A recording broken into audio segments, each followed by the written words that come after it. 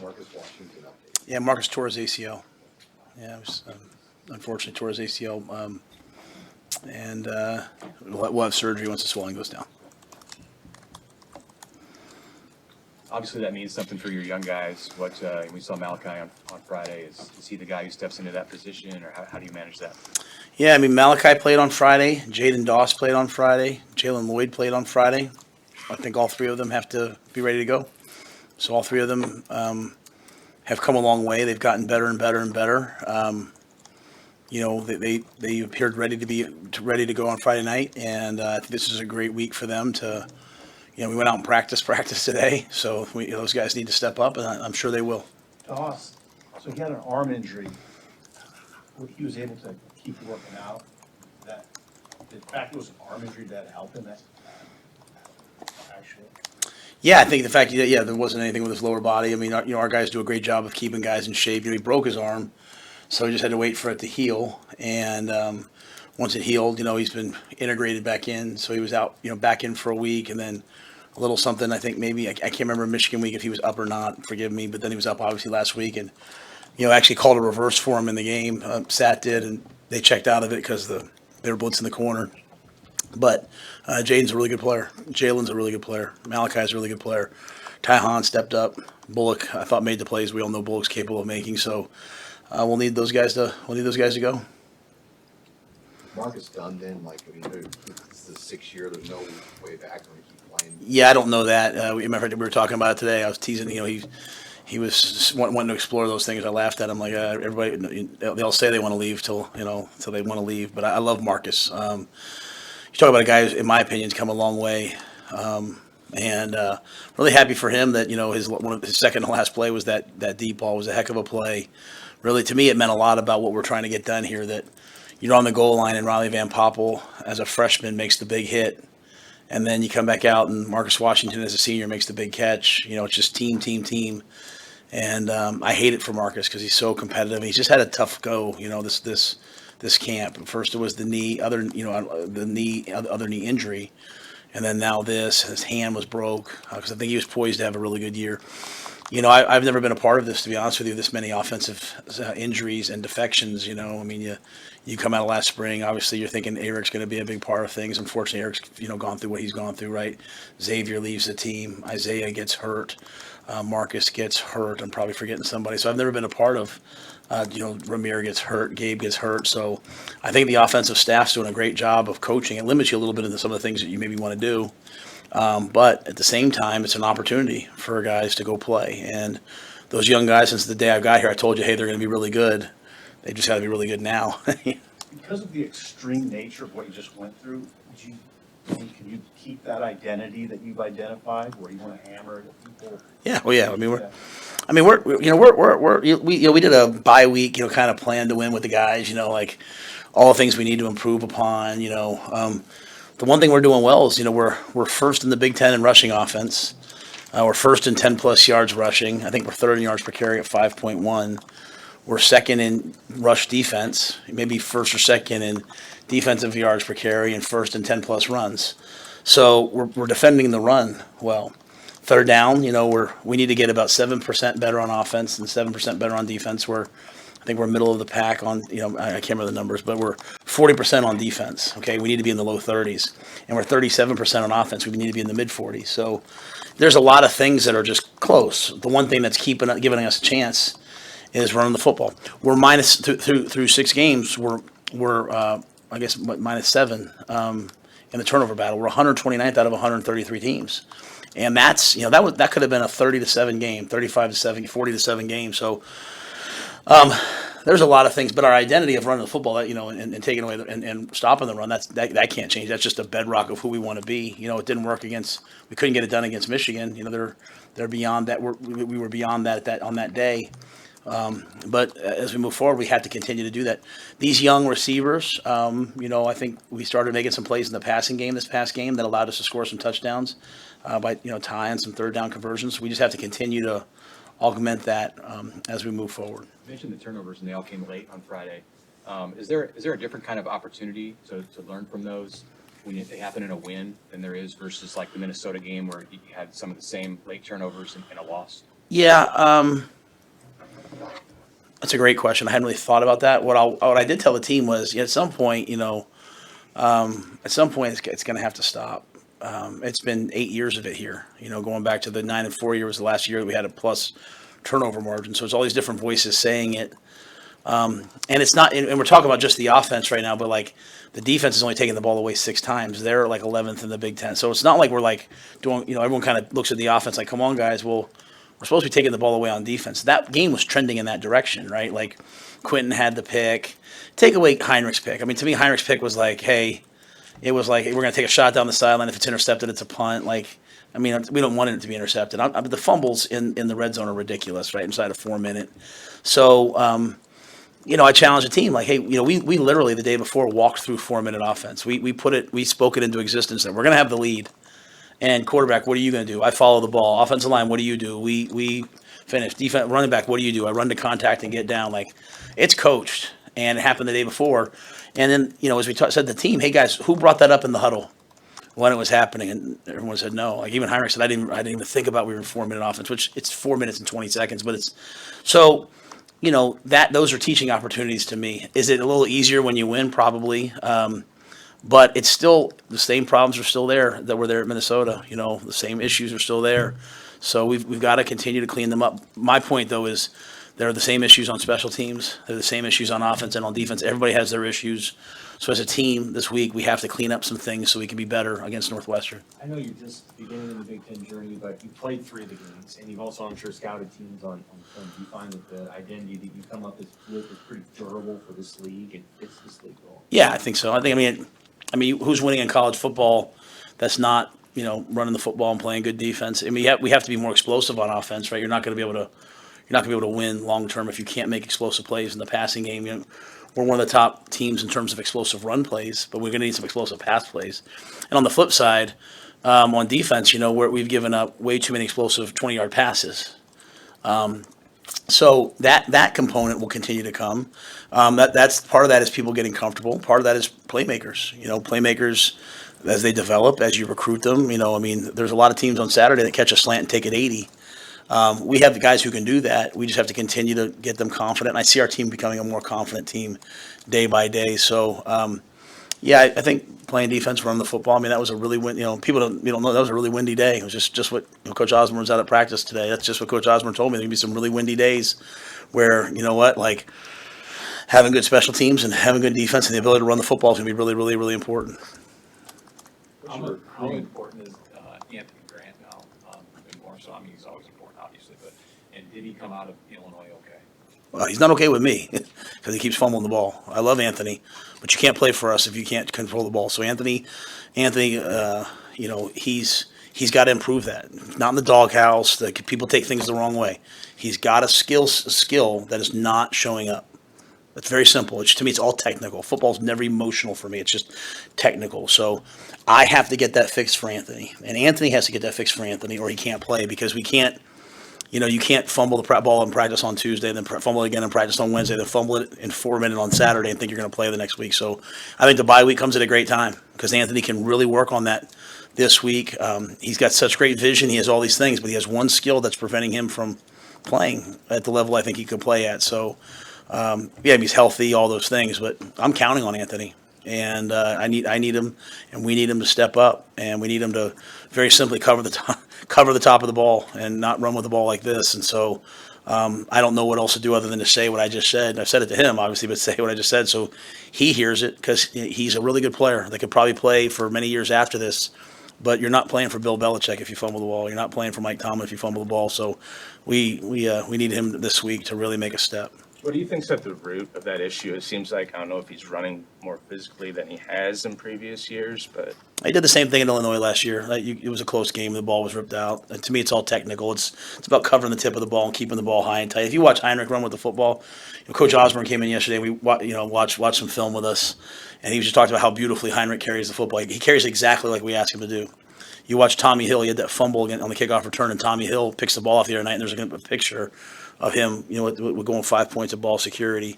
It's a commitment to that. And so Anthony's been running with the ball one way his whole life, not protecting the front tip of the ball. And again, the ball getting out here. It's Division I football. You're not going to have a lot of runs where you start right and work back left. It just doesn't happen, especially in 4 minutes. So we've just got to continue to coach him. And we love him. We got to coach him. He's come so far in so many ways. His pass protection, his route running, catching the ball, things that we thought maybe he couldn't do, he can absolutely do. This is something that has to get corrected. At the same time, Josh Fleeks is ready to play.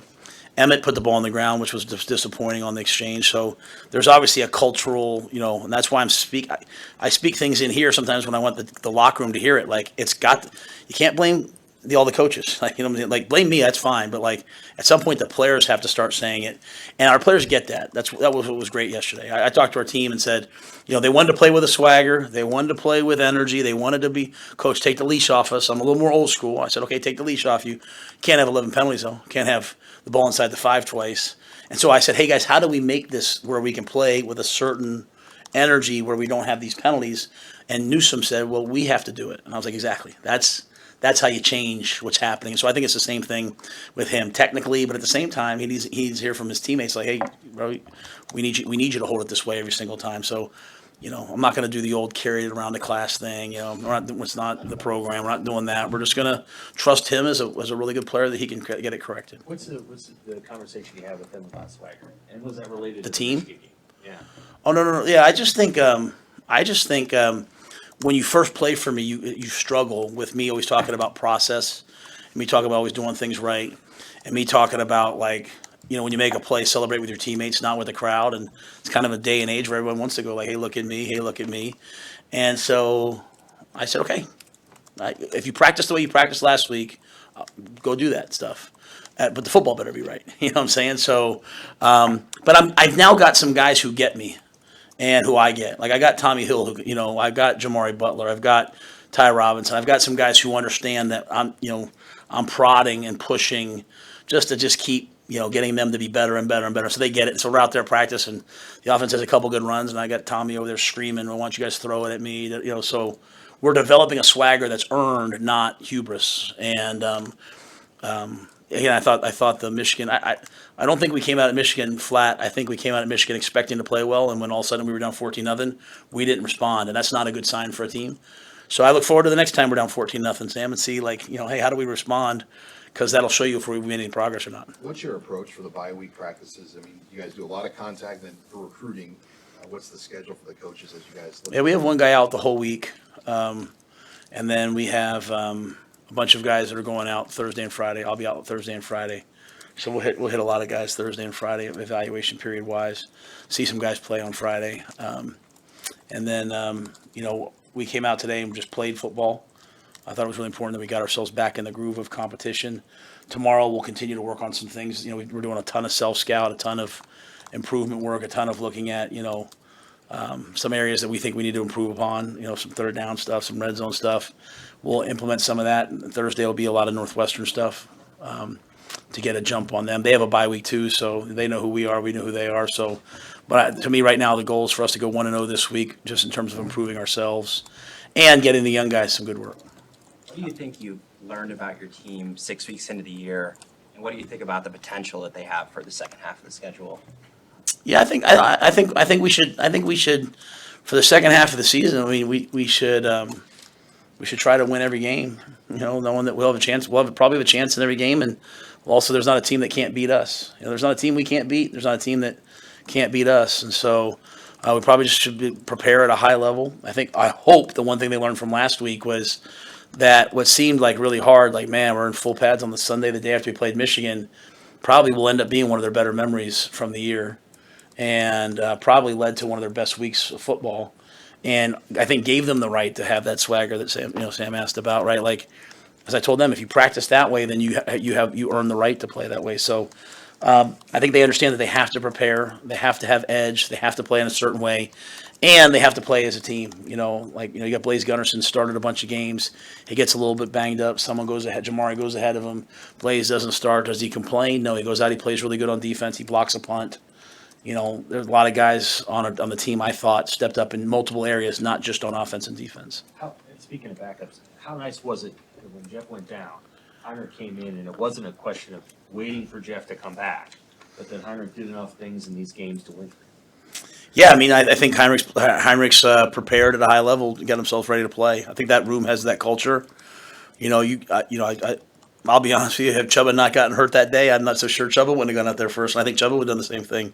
And that's not a knock on Heinrich. I just think that room is, Jeff's out there. He's back healthy now. Jeff's out there. He's competing like crazy.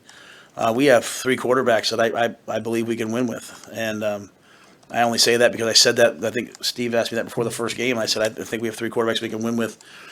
Each has their own strengths, and you have to kind of tailor what we're doing to each guy. But, I think Heinrich was ready for his moment. He's capitalized on it. He has a long way to go. He's leaving a lot of things out there. He's learning how to, the wear and tear of running him as many times as we're doing, that can have an effect on you. And he's gaining that. He's gaining that knowledge of, hey, here's how I can best take care of myself and prepare each week. And then I think Marcus is doing a good job of finding the throws that he feels comfortable with, right? Basically, most teams now they're rushing 3 and they're playing man and they're dropping guys off and they're trying to make sure he doesn't leave the pocket and trying to not chip balls down because of his release. And so our defense is starting trying to knock the ball down. So he's having to work through that. But takes great ownership. I have a lot of respect for Heinrich. He had a ball batted down today and he was like, "That's on me." Like he gets angry at himself. So I think he'll turn himself into a really good player. And this whole drop 8 thing's becoming more popular, right? Like, teams are just doing it more. Why is that, do you think? And how has it been effective and what's challenging about it? Yeah, I think when you look back at like Iowa State and the big John Heacock and the Big 12, they kind of first started it. And I think a lot of teams just recognize. I mean, if you're in the NFL and you're a rookie quarterback, and you're playing against Bill Belichick, he's probably going to drop 8 the whole game on you and make you throw into windows, and you can double guys. And you're taking away the underneath throws, and there's you can have 3 guys deep. So we do it a good bit. Other teams do it a good bit. You had to have a really an accomplished receiver or accomplished passing game to find holes in it. We did it against Tom Brady, and eventually he'd find a way, obviously, to get you. But a lot of times, he would check the ball down before he finally figured out where he wanted to go with it. So it just takes a lot of precision in the passing game. And if you have some guys who can rush with a 3-man rush, then you're cooking with gas. Talk about the significance of having Van Poppel in that goal line situation, then having him at the point of contact on that pass. Yeah, Riley. Riley said when I kind of pushed Terrence to play more. I'd like to see him play more. I think he will play more the second half of the season. When I watched the Michigan game, he was a guy to me that didn't look like the moment was too big, or when guys blocked him. And I think I said that maybe even last week. I thought he played with great extension and length. He's tough. He's physical. I think he's going to be a really, really excellent player for us. So, last game we didn't, because we had so many 3 and outs after that first drive, didn't rotate maybe quite as much as I would have liked. But he's in that jumbo package, and I think Tony's done a good job. While Tony is a card-carrying member of the 3-3-5, and they don't deviate. He is putting some big people out there, and we are playing some 3-4, and we do have Chief and Jamari or Chief. We do have some true big people when people go big against us. And that gets Riley another opportunity to get into the game and be a big body inside. So, as you come down the stretch, there's going to be some teams I know they're going to be physical and run the ball. As it gets a little colder and windier, we're going to need those guys. We're going to need those bodies. We're going to need those bigger defensive sets.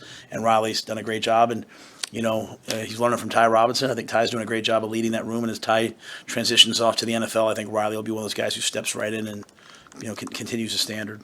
Are Turner and Charles, are they on defense now? Did you move them over? Or? Yeah, Jeremiah was playing a little bit of both, and now he's playing at corner. And Bryce, is playing some at corner as well. So they're over there, and they're kind of in the mix. They're going to hopefully help us on special teams at some point. Ethan Nation got into the game on special teams last game, so we're trying to bring those guys along. Hey, Matt, one more about the quarterback. Obviously, you have this week to compete. How important is it for the guys knowing that every day is a competition? It's got to, juxtapose it with the situation when a clear starter. Is this a good thing, I think, for these guys to compete against each other every week? Yeah, I mean, I think so. I think the best players are constantly in competition with themselves and their own standards. So, Obviously Heinrich started the last several games. If he played today, he'd be out there starting. But he knows he has two really good quarterbacks in the room with him in Jeff and Chuba. And so, you can't kind of blow a day off, right? You can't show up one day and not be locked in. You can't miss the team bus. You can't do whatever. You've got to stay locked in and healthy. I don't really worry about that with those guys, but a lot of times parents have said to me over the years, well, if you would just make him the starter, I would tell you, you'd see how confident he'd be. And I'm trying to get I'm not worried about where these guys. I'm trying to get all these guys ready for their next phase in life, right? The NFL or the real world. And you walk around every day at the next level waiting to get cut. So you better learn how to handle pressure, and true confidence comes from within. Confidence doesn't come from your parents telling you that you're a good player or your coach telling you. In fact, it actually does the opposite if you look at the research. So, a program where guys have to earn it, a program where guys know that, if I work hard, eventually I'm going to get a chance. I think that's exactly what we need. Thanks, everybody. Thank you. Thanks.